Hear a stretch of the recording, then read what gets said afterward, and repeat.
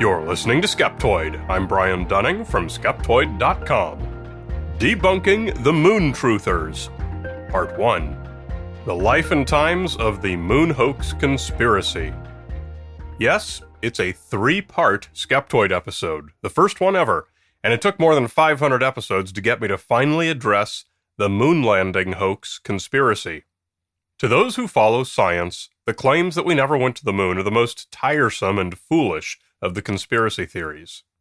But to those who believe them, they are absolute religion, and the ultimate token of their conviction that anything coming from official sources is a lie.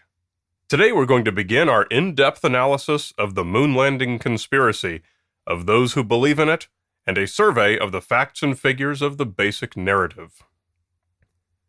Today we're going to talk about the history and cultural impact of the claim. Next week, we'll go into the most popular evidentiary claims said to prove that we never went to the moon, hopefully including some you haven't heard before. And in the final installment, we'll look at the hard physical proof that we did go.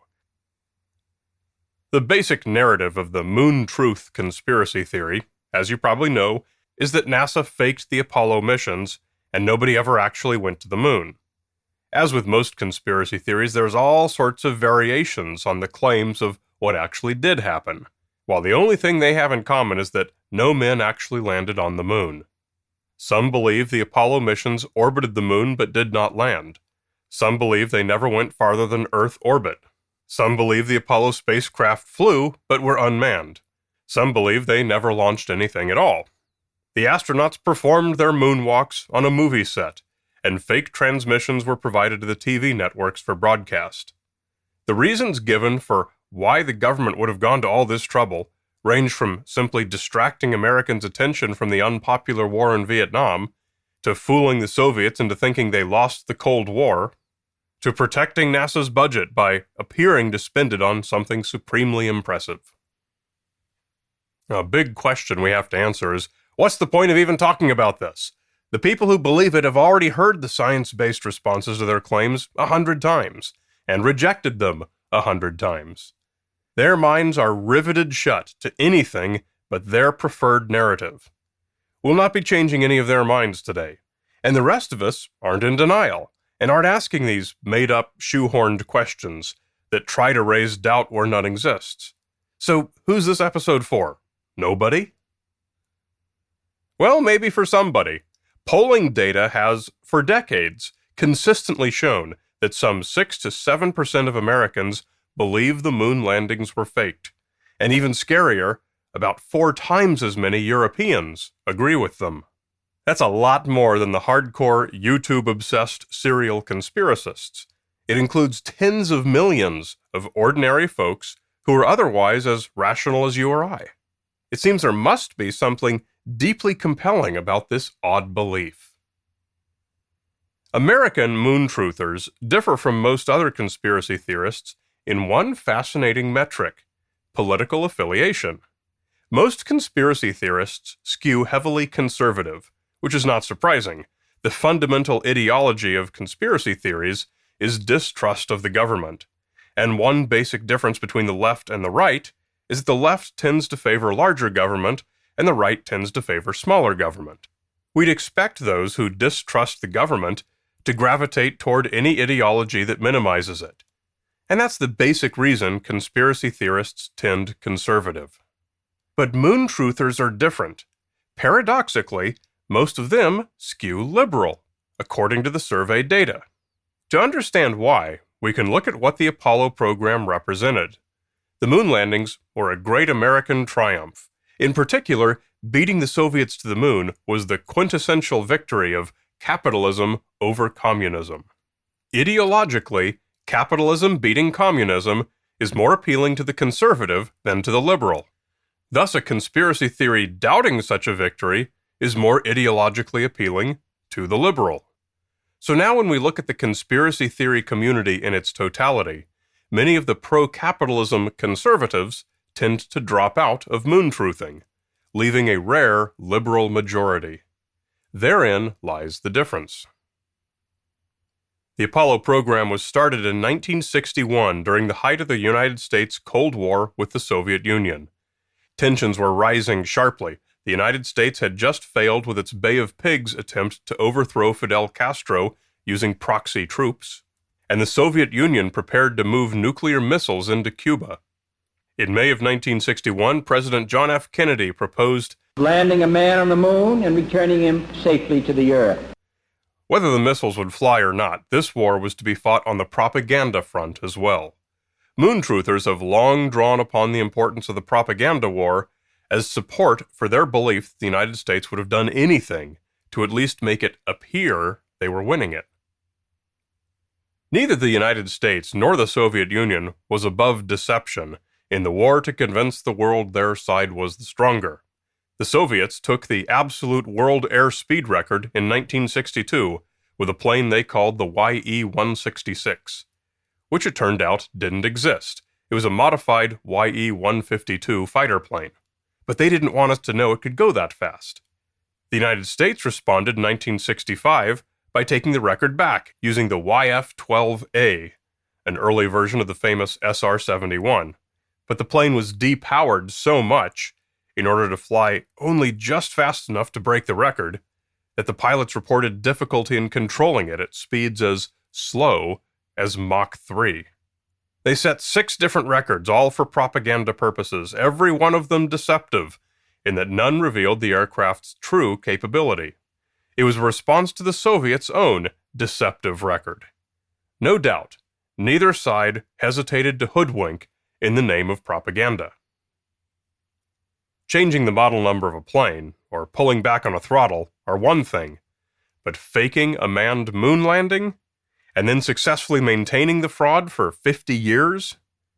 It's this exploration of the scope of the required cover-up that's one of the strongest arguments supporting the fact that we did go. Outside of the physical proof, of course, which we'll talk about in the third installment.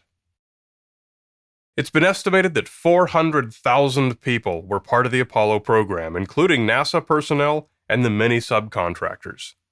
Only one of them has ever stepped forward to claim it was a hoax: Bill Kaysing, who was a publications analyst at Rocketdyne for a couple years in the early 1960s. Kaysing's belief was not based on evidence. He said himself it was a hunch, an intuition. In 1976, Kaysing self-published a pamphlet titled "We Never Went to the Moon, America's $30 Billion Swindle," in which he claimed the Saturn V rocket was discovered to be too weak to make it to the moon, and so on launch day, the astronauts secretly slipped out of the capsule and transferred to a mock-up at a safe location, from where they made the television broadcasts. Then at the end of the mission, the men got into a duplicate capsule which was dropped into the ocean by a transport plane. It's nearly exactly the same plot as Peter Hyam's 1977 movie Capricorn 1, which was about a fake Mars mission.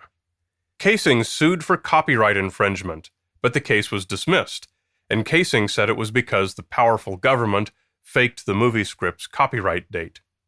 There may be a simpler explanation. Kaysing may have written this narrative into his book, but it was hardly the first time it had been proposed. Other less famous conspiracy theorists had been floating similar premises for years. Most likely, Hyams and Kaysing were inspired by the same folklore that predated both of their works. Much of that folklore had been around since the Gemini program, and it came from Samuel Shenton, leader of the tiny Flat Earth Society, who had his hands full arguing for a flat Earth in the face of increasing proof against him coming from the space program, particularly the photos of Earth taken from space.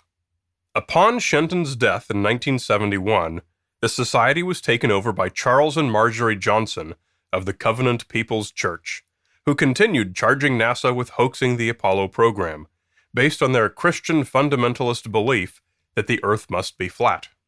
Charles Johnson claimed in their Flat Earth News newsletter that he had personal knowledge, as did Shenton, that author Arthur C. Clarke, whom he described as the English creep, quote, wrote, directed, and narrated the moon landing.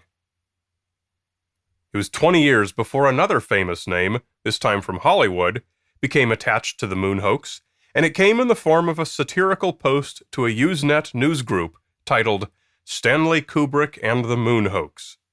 It claimed that NASA recruited Kubrick, who had just finished 2001: A Space Odyssey, and special effects guru Douglas Trumbull to spend 16 months on a soundstage in Huntsville, Alabama, filming the moon landing footage. It was an obvious put-on, including references to a non-existent brother. The anonymous author of this post may have been inspired by the fact that Kubrick co-wrote 2001 with Johnson's suspect, Arthur C. Clarke. 20 years after the satire, we see the butterfly effect it had.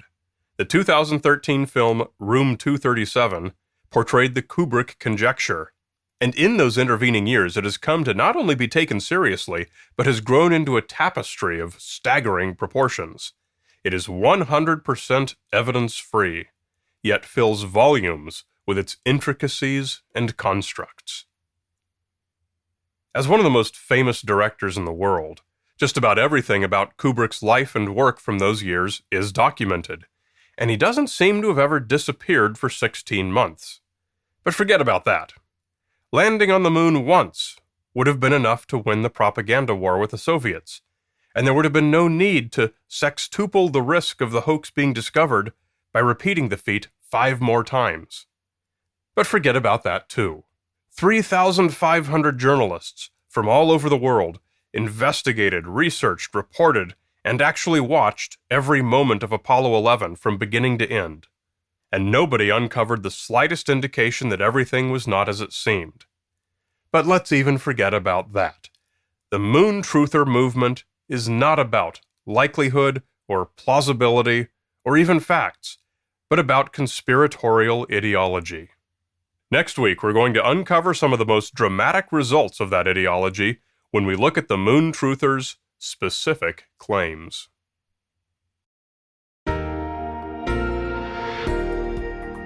Hey, please be sure to drop by iTunes or the podcast portal of your choice and give Skeptoid a review. It really helps with our placement and our ability to be exposed to new listeners. You're listening to Skeptoid, a listener-supported program. I'm Brian Dunning from Skeptoid.com.